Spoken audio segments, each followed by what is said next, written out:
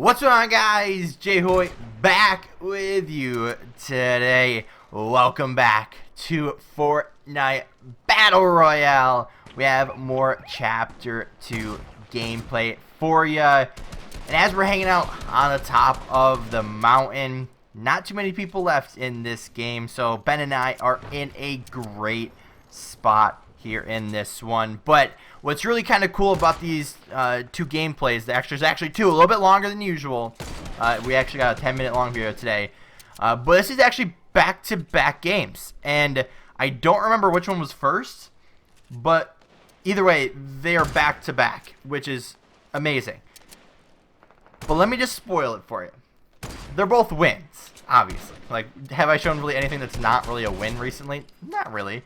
But these games were super close, and in the first gameplay here, Ben actually clutches up, and the second game, I clutch up. So it's kind of really awesome how both the games kind of work together.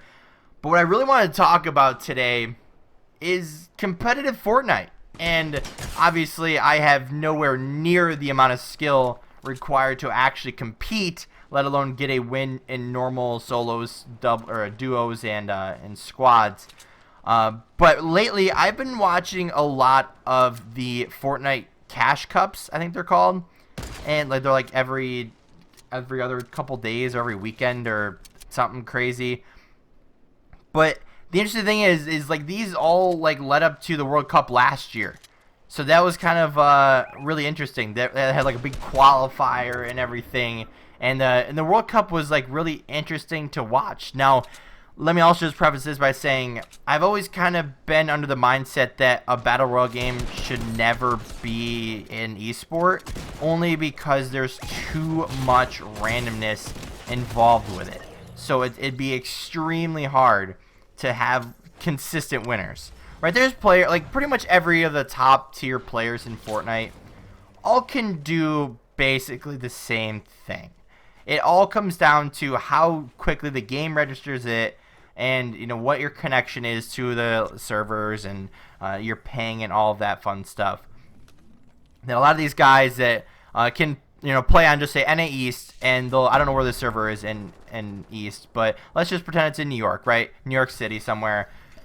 And anyone that lives close to New York City has a really good shot. But if you just say live in, like, I don't know, Florida or something, then it's gonna be a little bit more difficult, right? You're not gonna have that like zero ping, and that really like low, like under 10 ping. Like people that live anywhere but a big city are gonna have higher ping. And you may think, oh well, ping doesn't matter if you have skill. Well, yeah, it does. And especially with myself, I don't have a great connection. I don't have the best internet, and ping is such a huge thing. And every time I play, NHL, I think my consistent ping is around like 30 or so, depending on who I'm playing against. And it potentially goes from like 30 to like 50-ish is like on average. And it's not really the greatest because it has actually a server that's located like 45 minutes away from me. So it's really frustrating because obviously I want good ping. I want to play really well. I don't want to be screwed over because something registers late or too early or whatever the case may be. But that kind of matters in Battle Royale modes as well, especially with a game like Fortnite where there's more than just positioning and shooting. It's building, it's editing, it's playing smart in everything. And there's more than, like I said, more than just building or more than just shooting and positioning like other Battle Royale games.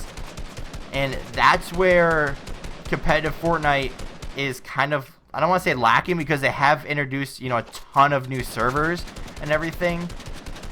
But when they go for the World Cup, you're going to be playing on LAN. And that means you're going to have all the same ping as everyone else. So when someone has zero ping in New York and they're facing off against people from Florida or whatever, it's going to be a little bit difficult.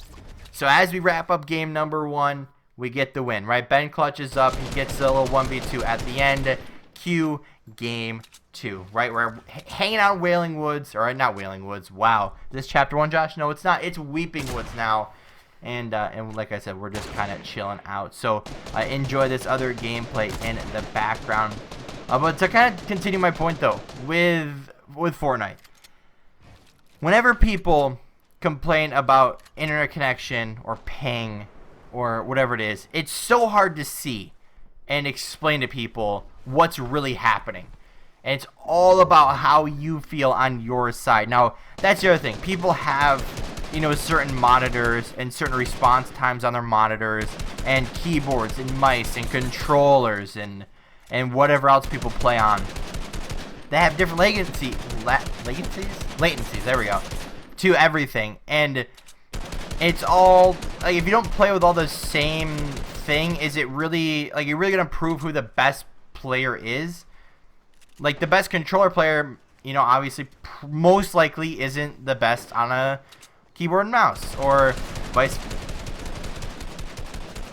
versa. And that's what's frustrating, is because I want to see, you know, the best players in the world, right? When you look at, you know, professional athletes in real life, you know who the best player is, right? There could be you know, a decent list of, you know, top 5 or top 10 players, but still, you know who those best players are. But with Battle Royale modes, you could either have, just say, Tfue or Ninja at the top, or you could have Jimmy John 287 up there, and you don't have any clue who that is. Like, most of the pros that did well, or I should say random people that did well at the World Cup, you've probably never heard of before. Honestly. Like, they may have had you know, like 100 viewers or whatever on Twitch or YouTube or Mixer or wherever else they streamed or uploaded, or maybe they just, you know, were just players and that's all they did. But like Booga, for example, the guy that won the solo World Cup. Anybody know who he was beforehand? Probably not. I think he was working at what, some just random store, or no, he was in high school or something. Like, he just won $3 million or $1 million, or how much he won in there. Like, that's insane for being like a crazy thing with not like a consistent like player pool, if that makes sense. Because one day, like Ninja and Reverse, you know, two, you know, people I watch all the time, they missed out on the World Cup, but yet you watch them on any given day and they destroy all these players all the time. So, in my opinion, there's no real good way to have a Battle Royale mode. And I love Battle Royale, don't get me wrong. I love playing Fortnite. Obviously, all the other ones I kind of hated because they just were not fun to me. But when you have such, I don't want to say inconsistencies, because usually good players will be there at the end. Usually. But just say you land somewhere, right? And we'll use Weeping Woods as an example. If you land there, and this is your favorite spot to land because you like the layout of the land, or you like the buildings or whatever, then that's great. But you could either land and get a gold scar, you could land and get a gray pistol, you could land and get no gun whatsoever, you could just get bandages, and it's so random. So in the World Cup, you no longer have all of those, you know, random players. You have now, I think it was 100, maybe it's less, 75, I don't remember the exact number, but you have that amount of all of the best players in the world. So Booga easily could have dropped in and landed at his favorite spot and gotten taken out. Just say 5 games in a row. Then he decides to switch up his spot, go to somewhere random, then he absolutely dominates. Does that mean anything about his skill or how well he can play the game? No. But the RNG factor to these games makes it interesting to watch at times, but then it also frustrates people because there's not really a consistent, you know, way to tell who the #1 player is in the world. But that's kind of my thoughts for right now as we wrap up this game. Like I said, we actually end up winning this game. A couple of phases through some walls here, and we end up swiping him for the victory royale. So I hope you guys did enjoy. If you did, hit the like button down below. If you haven't already, hit the subscribe button. And as always, guys, we'll see you next time.